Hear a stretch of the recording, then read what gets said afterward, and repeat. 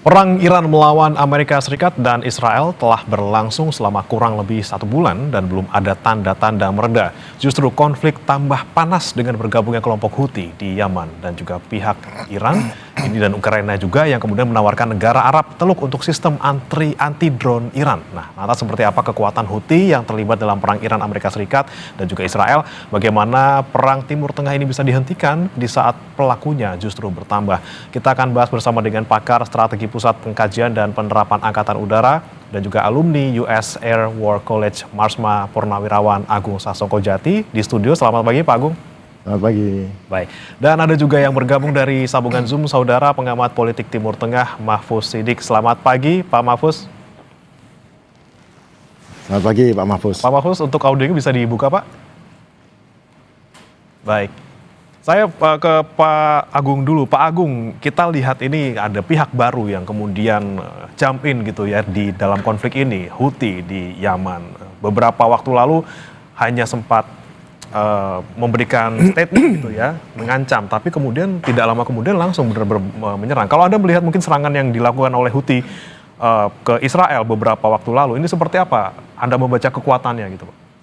Wah, ini adalah Iran mendapatkan kekuatan baru dari arah selatan. Karena Houthi itu terletak di Yaman dan Yaman terletak di selatan Israel. Dan Houthi ini adalah pemenang saat konflik singkat dengan Amerika pada bulan Maret sampai bulan Mei tahun lalu.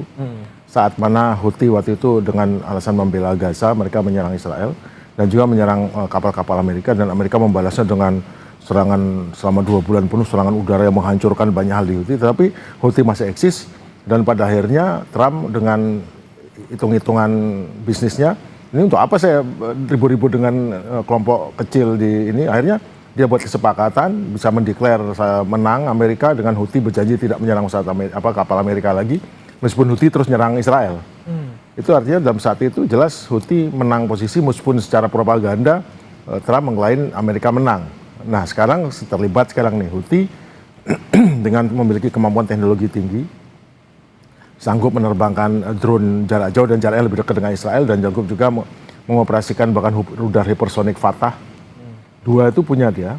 Nah, ini akan menimbulkan security dilema bagi Amerika dan Israel. Kenapa? Karena harus memecah 2 front untuk menghadapi.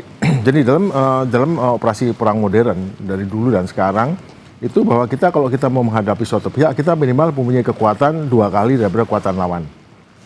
Apalagi kalau kita defensif bertahan, tidak menyerang. Dalam hal ini kan Israel dan Amerika tidak khusus menyerang Houthi. Nah, sekarang harus bertahan dari serangan Houthi. Artinya dia harus mengalokasikan kekuatan laut untuk menjaga dekat situ, tapi juga mereka riskan kalau terlalu dekat karena akan terancam rudal Houthi. Dan juga harus menyiapkan juga serangan balik ke situ dan mengalokasikan pesawat terbang ke situ, artinya akan terpecah. Kalau tadinya sanggup menyerang dengan kekuatan mungkin 70%, 80% ke arah Iran murni, namun sekarang harus dipecah. Mungkin hanya tinggal 50%, 40% dan sisanya juga lari ke ancaman Houthi. Belum lagi ada masalah, yaitu dari utara sekarang Hezbollah yang disangka sudah hancur lebur. Misalnya Hezbollah dalam 1 bulan terakhir sanggup melumpuhkan banyak hal Israel, menghancurkan 100 tank Merkava, kemudian instalasi-instalasi, pos-pos Israel, dan menimbulkan ancaman karena ada ancaman bahwa Houthi malah Hezbollah malah masuk ke Israel Utara untuk merebut beberapa pertanian di sana, dan itu sudah menemukan suatu kemenangan. Jadi meskipun itu kecil tapi besar karena mereka ada kelompok perlawanan, bukan hegemonnya. Kalau seperti kelompok perlawanan bisa mendapatkan kedudukan, posisi, dan itu sudah menang. Tidak kalah saja menang, apalagi ada menang sedikit, itu menang besar jadinya. Nah, di sisi lain, sekarang yang justru dalam posisi defensif, meskipun mereka masih ofensif, adalah Israel dan Amerika. Kemenangan kinetik mereka untuk menghancurkan banyak hal di Iran, itu tidak berarti apa-apa, karena yang dihancurkan itu bukan center of gravity daripada Iran. Teherannya gitu ya? Bukan, center of gravity-nya terletak pada kota bawah tanah yang bahkan diserang nuklir pun kebal karena letaknya 100 meter di bawah tanah, dan itu pegunungan Zagros itu granit loh itu. Jadi granit itu sangat bukan gedung kapur biasa tapi granit. Nah, dan serangan-serangan balasan mereka yang katanya, jadi klaim dari media barat itu kadang-kadang menyesatkan. Sekarang banyak komplain 100% sasaran hancur, itu betul. Tapi apakah sasaran itu punya efek kepada kemampuan berperang atau keinginan berperang strategis, jelas tidak. Kemudian sanggup menahan serangan rudal 94%. Iya, tapi dari 1.000 rudal 90 berarti kan masuk 60, dan 60 ini masuk ke tempat-tempat yang menimbulkan efek. Dan 94% juga angka yang terlalu tinggi. Karena kenyataan sekarang dari 10 rudal 4 masuk ini. Dan itu menimbulkan juga, nggak dibahas juga mengenai betapa biaya perangnya mahal sekali. Untuk biaya perang saja dalam 1 minggu pertama sudah 11 miliar. Tetapi untuk rudal pertahanan udara yang dihabiskan oleh Amerika dan sekutunya 26 miliar dolar. Sementara rudal jelajah Tomahawk yang dilepas dari kapal-kapal itu sudah 3 miliar dolar. Dan itu sudah menghabiskan separuh daripada stok rudal Tomahawk. Nah kalau ini diteruskan lagi 2 minggu lagi, terus yang tersisa untuk Amerika di dunia ini untuk menghadapi konflik di tempat lain tuh mana? Boleh dia di sini masih bisa menekan selama 2 minggu, tapi bayangkan bila ternyata Cina coba menggerakkan saja kapal induknya di Taiwan sana, terus Amerika akan menolong dengan apa? Karena semua patriotnya untuk menangkis serangan udara dan THAAD-nya juga, semua amunisinya dibawa ke Timur Tengah untuk melindungi Israel. Jadi sumber daya yang dipunyai Amerika Serikat maupun juga Israel ini ya tertekan juga dengan kehadiran Houthi di sana sebagai pihak baru ya Pak ya? Sangat ditekan, karena Houthi itu sudah terbukti bahwa mereka memiliki kemampuan yang cukup canggih. Betul, itu adalah tidak terlalu besar, jadi hanya separuh dari Yaman dia kuasai. Tetapi mereka punya akses, dan yang paling penting Houthi itu bisa menutup Selat Bab el Mandeb yang lebarnya 23 kilometer. Mereka tetap berhadapan. Dan untuk menutupnya bukan mereka nongkrong di pinggir pantai bawa senjata, mereka itu sama seperti di Iran untuk menutup Hormuz, mereka tuh ratusan kilometer. Jadi untuk ancaman terhadap itu bukan dengan di pinggir pantai masang ranjau saja, tidak. Mereka punya barisan rudal, barisan drone yang berada puluhan kilometer atau ratusan kilometer di belakangnya. Jadi jangan dipikir ngebom di pinggirnya akan langsung aman. Oh tidak. Dan Amerika tahu itu. Makanya sampai sekarang mereka masih nggak bergerak dan kapal induknya menjauh. Jadi Abraham Lincoln menjauh karena tahu nasibnya dialami USS Ford ya. Gerald Ford itu kena serangan itu, dan diakui oleh Presiden Trump sendiri. Oke, kekuatan yang sangat besar yang dimiliki oleh Houthi, terutama di titik strategis di Selat Bab el Mandeb itu. Saya ke Pak Mahfuz. Pak Mahfuz, Anda melihat peta kemudian ke depannya dengan bergabungnya Houthi di sini, kemudian Hizbullah sudah duluan seperti itu. Apakah ini juga akan mungkin nanti menggerakkan proksi-proksi lain, misalnya milisi Iran di Irak maupun juga di Suriah?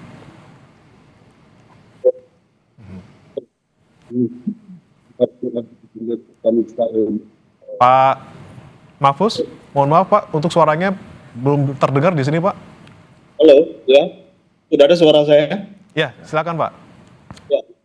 Ketika perang antara Iran dengan Amerika dan Israel ini meledak, ya, banyak analisis memperkirakan bahwa ini merupakan pintu masuk bagi terjadinya perang dunia. Dan kalau kita lihat eskalasi hari-hari ini, di mana aktor yang terlibat dalam peperangan ini semakin bertambah, maka kita bisa mulai melihat bagaimana linkage keterkaitan satu spot dengan spot yang lainnya. Ketika misalnya Iran menyerang instalasi gudang persenjataan di Emirat, di Dubai, yang diduga kuat adalah gudang penyimpanan sistem anti drone yang dikembangkan, walaupun diklaim ini adalah produsennya dari Amerika, itu dioperasikan di Ukraine, dan Ukraine punya pengalaman panjang saat ini. Ini menunjukkan ada perluasan spot dan juga linkage keterkaitan satu spot dengan spot yang lain. Jadi dalam konteks eskalasi sekarang, apa yang terjadi di Teluk Persia dengan apa yang terjadi di Ukraine, perang ini semakin sulit untuk disahkan. Dan kalau ini semakin ada keterkaitan yang langsung, maka ini membuka potensi yang semakin besar atau memberikan trigger baru bagi meledaknya perang dunia yang lebih besar. Kita bisa sebut perang dunia yang ketiga. Kenapa? Karena begini, kita lihat di awal Maret, Presiden Zelensky secara terbuka melakukan kunjungan ke beberapa negara Teluk dan menandatangani kesepakatan peningkatan kerjasama pertahanan. Ini yang sebenarnya melatari atau melandasi bantuan Ukraine terhadap negara-negara Teluk dan Amerika untuk menggunakan sistem anti drone Iran ya, Ya. yang sudah merencanakan di Ukraine. Yang kedua, tentu saja kalau Ukraine terlibat sebagai para pihak di sini, maka Rusia tidak akan tinggal diam karena ada pertarungan antara Rusia dengan Ukraine yang masih berlangsung. Dan kalau Houthi terlibat sekarang, maka yang akan sangat terganggu adalah negara-negara Eropa dan juga Amerika Utara terkait dengan suplai energi dan juga suplai perdagangan mereka lewat jalur Bab el-Mandab dan terusan Suez lalu ke Mediterania. Nah, kalau Eropa ini kemudian terganggu, ya, maka reaksi balik mereka itu juga akan mengundang tindakan balasan dari Rusia, yang artinya peristiwa yang terjadi di Teluk Persia ini, perang antara Iran, Amerika, dan Israel, ya, ini kemudian memiliki keterkaitan yang langsung dengan apa yang terjadi di Ukraine yang melibatkan Eropa dan juga Rusia. Nah, kalau dua spot ini meledak dan tidak bisa dipisahkan satu dengan yang lain, analisis banyak kalangan yang mengatakan pintu masuk menuju Perang Dunia Ketiga ini terbuka. Nah, ini yang kita khawatirkan. Dan pintu itu akan semakin terbuka lebar manakala misalnya apa yang dilakukan oleh Israel dengan melakukan pemboman terhadap instalasi di dekat situs pengembangan energi nuklir Iran ini kemudian terus berlanjut dan bahkan Iran tergoda untuk menggunakan senjata nuklir taktis, maka kalau itu terjadi para pihak yang lain juga akan terlibat. Jadi akan ada. Oke, jadi pemicunya tadi meluasnya konflik sampai ke Rusia dan juga Ukraina adalah kemudian jika Israel ini menyerang situs nuklirnya Iran, seperti itu Pak, yang mungkin akan menjadi pemicu yang paling besar nanti, yang kemudian nanti konfliknya meluas seperti itu. Serangan itu sudah dilakukan, dan serangan yang sudah dilakukan Israel ini sangat mungkin tidak akan berhenti sampai di situ. Walaupun ini ingin memunculkan efek deteren kepada Iran, tetapi kita lihat Iran justru sedang bersiap untuk melakukan serangan serupa kepada Israel. Dan dengan Houthi sekarang terlibat dalam melakukan serangan, kita harus ingat, tadi sudah disampaikan oleh Pak Agung, bahwa setelah Amerika gagal menghancurkan kekuatan militer Houthi tahun lalu, dan Houthi juga lolos dari peperangan panjang dengan Saudi Arabia selama 7 tahun, secara militer ya, kapasitas militer Houthi sekarang ini mengalami peningkatan, persis sebagaimana Iran mengalami peningkatan kapasitas militernya.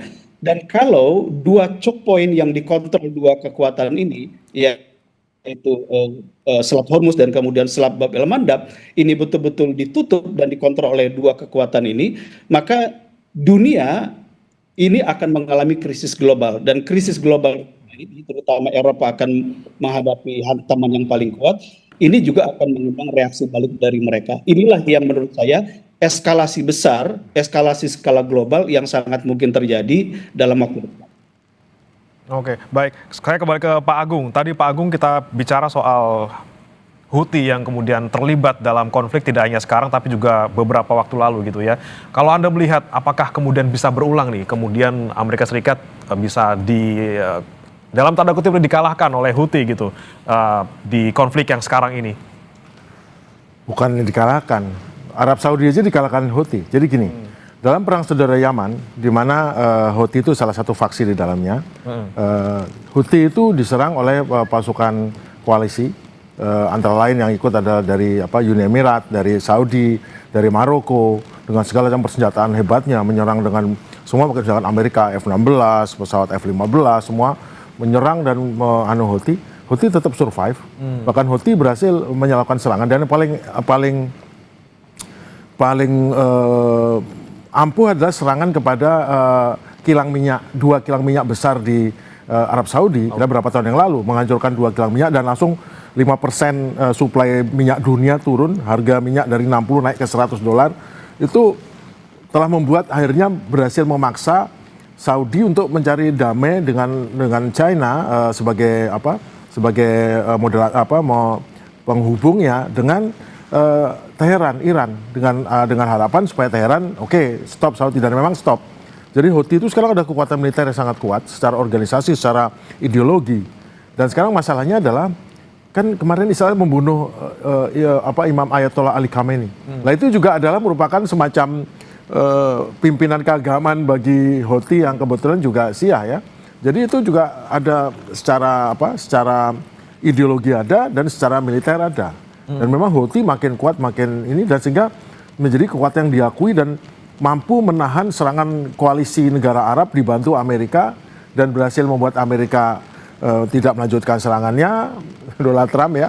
Kemudian berhasil membuat Saudi lebih mirip berteman kembali dengan Iran.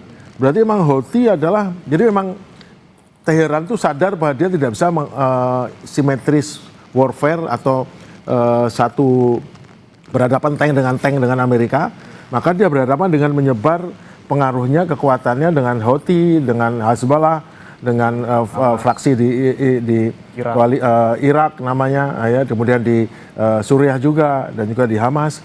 Itu semua adalah untuk containment, karena dia tahu ada saatnya tiba nanti Israel dan Amerika ataupun Israel akan menyerang dia, maka pada saat itu tiba maka dia sudah punya kekuatan untuk asimetris warfare ini untuk menghadapi dengan cara seperti ini. Dan ternyata terbukti kan sekarang itu ampuh sekali.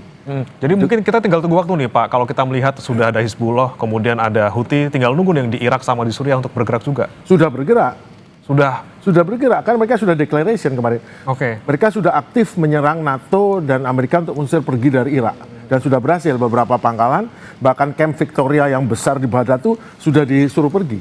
Harusnya akhir tahun ini pemerintah Irak pun juga tidak terlalu suka dengan Amerika dan NATO. Mereka udah minta itu pergi. Kamu untuk apa di sini? Dan juga tinggal di Karbil aja nih, yang di dekat Kurdistan yang ada. Lainnya sudah pergi semua dan sudah gerak, dan mereka sudah sudah bersumpah akan membela, karena bagi mereka kebanyakan Syiah juga ya. Ya, Ayatollah Ali Khamenei itu kan juga semacam pausnya ya, semacam pimpinan keagamaan juga. Itu mereka juga ada hal seperti itu, meskipun sebagian juga Sunni, tapi mereka perjuangannya membela Palestina. Persamaan mereka membela Palestina. Jadi emang akar masalahnya adalah Palestina, bukan masalah kan sering dibilang kalau wah ini jahat tuh menyerang Israel dari sini. Ya menyerangnya kenapa? Karena mereka membela Palestina, dan Palestina punya hak untuk berjuang melawan ini, dan mereka berhak dibantu. Israel juga dibantu Amerika, Israel juga dibantu negara lain. Nah, kenapa Palestina nggak boleh dibantu Hezbollah, nggak boleh dibantu Hamas, nggak boleh dibantu dengan Houthi, nggak boleh dibantu Iran? Itu kan tidak fair. Tapi kan orang sudah terkontaminasi dengan propaganda ataupun framing media Barat yang mengatakan ini orang jelek, ini orang enggak. Itu yang membuat ini jadi bingung nih sekarang ini. Kenapa kok begitu? Ya nggak usah bingung. Yang jelas kekuatan kontra-hegemoni atau kontra-hegemoni daripada Iran telah berhasil meruntuhkan sendi-sendi daripada hegemoni Amerika di Timur Tengah, dan sekarang harus menata ulang atau membuat konstruksi ulang daripada siapa yang punya power sesungguhnya di Timur Tengah. Oke, baik. Saya kembali ke Pak Mahfuz. Pak Mahfuz, jika kita melihat Hizbullah kemudian Houthi sudah ikut menyerang, kita bicara soal Houthi gitu ya, kita tidak bisa lupa soal gencatan senjata di 2022 yang akhirnya ada gitu ya antara Yaman dan juga Arab Saudi. Jika melihat kemudian nantinya Selat Bab el Mandeb ini kemudian benar-benar ditutup oleh Houthi misalnya, apakah kemudian akan berulang kembali nih antara Yaman dan juga Arab Saudi? Ya, kalau kita lihat sebelumnya Iran itu lebih menggunakan Hizbullah di Lebanon untuk membantu menyerang instalasi sipil maupun militer di Israel. Dan Houthi itu belum diaktifasi oleh Iran. Tetapi sekarang ini kita lihat mulai diaktifasi dan langsung menyerang dua instalasi. Yang pertama adalah menyerang Israel, dan yang kedua mulai menyerang instalasi Amerika. Pertanyaannya adalah kenapa Iran mulai mengaktifasi Houthi sekarang ini? Itu adalah jawaban atau reaksi Iran, respon Iran terhadap indikasi kuat keterlibatan Ukraine yang bisa dianggap juga mewakili Eropa di dalam konteks perang Iran dengan Amerika dan Israel ini. Dan kenapa selama ini tidak? Karena memang Iran ingin tetap menjaga agar Eropa tidak terlibat langsung dalam perang ini. Dan itu sudah ditunjukkan oleh pemimpin Eropa yang menolak ajakan Trump. Nah, tetapi keterlibatan Ukraine ini memang batu ujian kedua bagi negara-negara Eropa. apakah mereka akan membela Ukraine dengan melibatkan diri dalam perang dengan Iran ini, kemudian mereka menyalahkan Ukraine karena melakukan kebodohan yang kedua dalam hal ini. Jadi memang ini tindakan bunuh diri Zelensky sebenarnya di tengah perang ketika Eropa dan NATO mulai menarik diri atau menjaga diri, tapi justru di tengah peperangan ini Zelensky secara terbuka berkunjung ke negara-negara Teluk gitu ya, dan peningkatan pertahanan militer maksud saya, dan bahkan mengirim sekitar 200 tenaga militernya untuk membantu negara-negara Teluk dan juga Amerika untuk mengembangkan sistem anti drone untuk melawan Iran.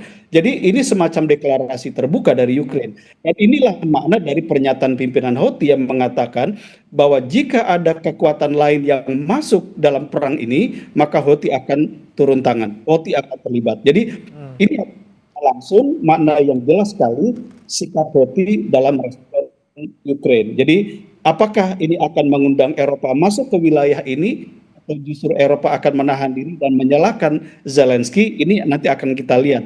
Tetapi Saudi dan juga Mesir akan menjadi pihak yang sangat dirugikan manakala Houthi ini menutup Bab el-Mandab.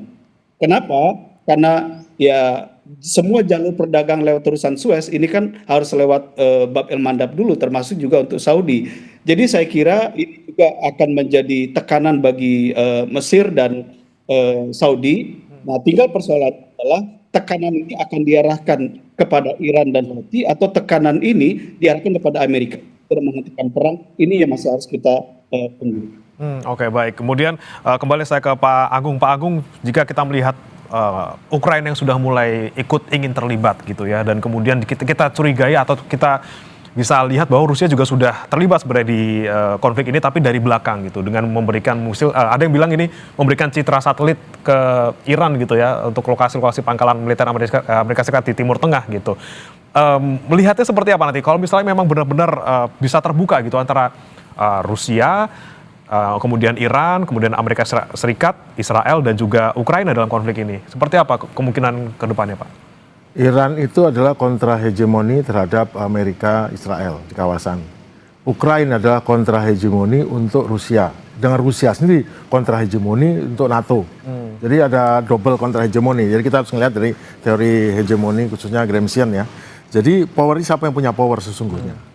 Nah, bagaimana dilakukan Zelensky adalah semata-mata cari uang itu. Kenapa? Karena bantuan dari Amerika, bantuan itu sudah menurun dan mereka hanya memberikan bantuan berupa bantuan hanya cukup untuk jalan hidupnya Ukraina, bantuan untuk senjata menurun, bahkan alokasi senjatanya ditarik untuk melindungi Israel dan melindungi negara Teluk, khususnya Israel tapi. Dan untuk itu dia mencari uang, mencari dana, dan mengirimkan ekspertis untuk menghadapi drone-drone drone-drone Iran yang menyerang, atau drone-drone dari sekutu Iran yang menyerang negara Teluk. Namun seperti diketahui juga bahwa yang ditakuti negara Teluk bukan drone itu. Drone itu kan hanya fungsinya hanya untuk atrisi. Memang kalau dengan adanya anti drone buatan Ukraina yang lebih murah, itu akan lebih murah biayanya daripada menggunakan Patriot ataupun peralatan buatan Amerika lain. Namun memang yang ditujukan Iran adalah atrisi ekonomi, sehingga harga yang harus dibayar oleh negara Teluk ataupun kawannya Israel atau Amerika untuk setiap senjata yang ditembakkan harus tinggi. Nah, dengan adanya Ukraina yang menawarkan solusi untuk penangkis serangan drone ataupun drone, khususnya drone dengan biaya lebih murah, itu merupakan kerugian. Jadi atrisinya berkurang. Nah, maka wajar kalau seperti dikatakan oleh Pak Mahfud tadi bahwa Houthi turun, karena yang diinginkan oleh Iran dan sekutunya bahwa setiap sebuah senjata ditembakkan, maka harga yang dibayar untuk penangkisnya mau berhasil mau kagak, itu adalah biayanya puluhan kali atau ratusan kali lipat lebih mahal. Jadi memang atrisi seperti itu. Jadi Ukraina itu menawarkan solusi untuk atrisi jangan terlalu mahal. Namun itu juga membawa konsekuensi baru, yaitu Rusia. Rusia dan Cina. Kalau Cina memberikan panduan GPS jarak jauh Beidou yang bisa memberikan juga sarana komunikasi sehingga membantu merubah trajektori dari misal, sehingga misal ini bisa memindahkan sasaran pada saat terakhir yang membuat sulitan bagi Israel khususnya. Tapi juga Rusia itu memberikan reconnaissance ataupun tampilan satelit 24/7, 24 jam 7 hari seminggu dan non-stop. Sehingga praktis sekarang di command centernya Iran dan Houthi mungkin itu bisa melihat pergerakan siapapun di dalam Timur Tengah, apapun itu. Jadi mereka bisa pinpoint akurasi untuk menunjukkan sasaran. Dan siapapun agen yang di bawah itu bisa mengirimkan pesan ke atas melewati saluran Beidou itu. GPS satelit, ternyata bukan GPS, komunikasi juga. Tapi yang penting lagi adalah apapun yang terjadi di bawah itu langsung bisa dimonitor. Bayangkan, punya senjata kekuatannya bisa sampai ke mendekati Eropa. Punya kemampuan melihat secara detail 24 jam, 7 hari seminggu, praktis setiap detik, setiap mengawasin. Terus bisa mengarahkan dengan bantuan satelit, bisa presisi CEP-nya, Circle Approval 10 meter. Apalagi yang ditakutkan oleh Iran. Silahkan mau mendarat dimanapun, mau bawa senjata apapun, mau bawa pesawat sebesar apapun, mau bawa kapal sebesar apapun, mau mendaratkan sebanyak apapun, itu akan jadi sasaran yang sangat rentan. Jadi namanya target rich environment, lingkungan yang penuh dengan sasaran. Itu istilah Amerika itu. Dan sekarang perangnya ini Amerika banget nih, seorang Iran menggunakan taktik yang biasa dialokasikan Amerika kalau dia menjadi pihak yang Rembo gitu. Nah, sekarang Iran berusaha seperti itu, melakukan tindakan kontrahegemonik dengan kegiatan asimetrik sehingga punya keunggulan asimetrik. Dia kalah secara kinetik, tapi tidak berarti apa-apa karena sasaran kinetik itu bukan center of gravity. Di sisi lain, serangan asimetrik dengan rudal dengan missile dominance ini merupakan menyerang ke center of gravity daripada lawan, ekonomi, informasional, militer juga, dan diplomasi. Rontoklah semua ini, tingkat diplomasi rontok, tingkat informasionalnya rontok, tingkat militernya jelas nggak bisa menahan semuanya dan makin depleted itu. Dan terakhir adalah ekonomi, yang megang power ekonomi sekarang adalah Iran di mata Houthi. Dan saya yakin Houthi juga akan memfilter siapa yang boleh lewat. Yang nggak boleh lewat, yang ada kainannya. Terus ada lagi yang paling penting lagi, ada pertanyaan. Amerika kan punya, yang bela-bela Amerika kan punya cadangan minyak terbesar di dunia. Dia nggak dirugikan. Ya, tapi nyatanya ditutup segitu langsung 1 hari langsung naik. Kenapa? Tantrum ya. Karena masalahnya adalah global economic, khususnya mengenai oil dan gas, itu sangat berkoneksi dengan bisnis Amerika. Ya. Jadi kalau itu terganggu, meskipun dia punya cadangan minyak, apapun itu membuat harga naik. Karena semua sahamnya dia, uangnya dia dimasukkan sana. Transportasi, oil, macam-macam, dan asuransi. Dan sekarang kalau itu terganggu, pasti terjadi inflasi atau terjadi masalah di keuangan Amerika. Ya. Dan bunga bank naik, akibatnya rakyat Amerika tidak bisa bayar angsuran kredit untuk barang-barang produksinya. Jadi gejolak internal sistem kapitalisme di sana terguncang karena masalah di Timur Tengah. Oke, gejolak internal nanti juga akan memberikan dorongan yang lebih besar gitu ketika tadi minyaknya. Jadi strategi perangnya Iran adalah membuat tekanan. Jadi memang secara kinetik kalah ya. Tetapi secara kinetik pun tidak terlalu kalah nyerang. Tetapi secara diplomasi, ekonomi itu Iran berada di atas angin sekarang. Oke, siap. Jadi taktik itu ya, selain kinetik ada juga faktor-faktor lain yang bisa, ya betul, yang bisa dimainkan Iran untuk bisa melawan Amerika. Itu strategi namanya. Baik, saya kembali ke Pak Mahfuz. Pak Mahfuz, jika kita melihat sekarang eskalasinya luar biasa, kemudian front-front baru juga bermunculan seperti itu. Jadi apa yang kemudian kemarin diproposalkan oleh Amerika Serikat dengan 15 poin dan Iran juga kasih 5 syarat ini juga semakin jauh. Kita nggak akan bisa ketemu nih untuk negosiasi, walaupun Pakistan juga sudah menawarkan diri jadi tuan rumah untuk negosiasi antara kedua belah pihak. Ya, kalau saya mencoba menelaah lebih jauh informasi dari banyak kalangan, kelihatannya dari dua pihak, baik dari Amerika sendiri, dari Israel, dan juga dari pihak Iran, mereka sampai pada kesimpulan saat ini menyiapkan diri untuk perang berlarut. Ya.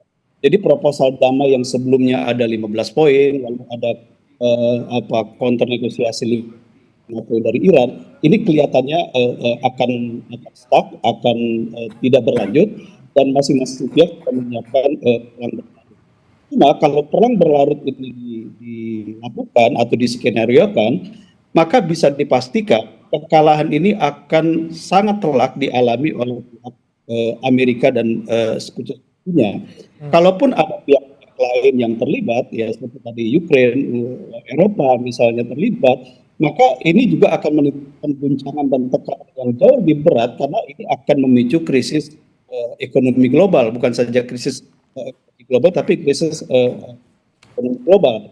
Dan itu berarti tekanan banyak sekali negara-negara terhadap Amerika dan juga Eropa ini juga akan makin menguat.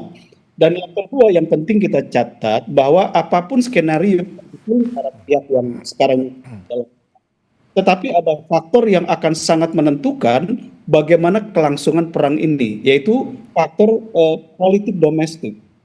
Misalnya kita lihat tanggal 28 kemarin, sekitar hampir 10 juta warga Amerika turun ke jalan melakukan demonstrasi anti perang ya dengan jargon, dan ini akan berlanjut, ya akan berlanjut. Dan saya kira hal yang sama juga sedang terjadi di Israel. Jadi secara sederhana saya ingin mengatakan kalau Trump itu punya agenda Make America Great Again, tapi justru dengan perang yang dia ledakkan di Iran ini, justru yang akan terjadi adalah Trump sedang melakukan upaya untuk menciptakan atau make Iran great again. Jadi dia justru membesar. Pada sisi yang lain dia justru menghancurkan Amerika.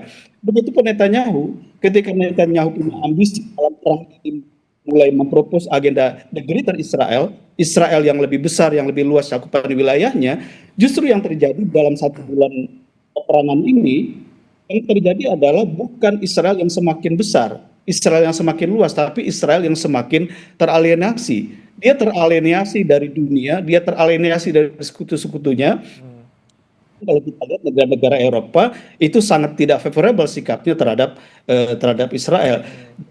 Kita lihat situasi yang terjadi, proposal perdamaian yang diinisiasi pihak ketiga dan direspon oleh Trump dengan 15 poin tuntutan, seolah-olah semua tujuan perang dari awal itu dimasukkan dalam satu piring besar, dan itu menjelaskan bahwa Amerika tidak mendapatkan hasil apapun sejak awal karena semua dalam usulan perundingan atau negosiasi. Tetapi kita yang sangat tegas menolak perundingan, dan serangan hari-hari ini itu menunjukkan bahwa memang nampaknya meja perundingan itu tidak akan oleh para pihak yang akan berunding, dan perang berlarut ini sangat mungkin terjadi. Tetapi kita lihat ini justru menjadi pintu, tadi Pak Agung sudah mengunderline ini menjadi pintu bagi lenyapnya hegemoni Amerika militer, politik, ekonomi di kawasan.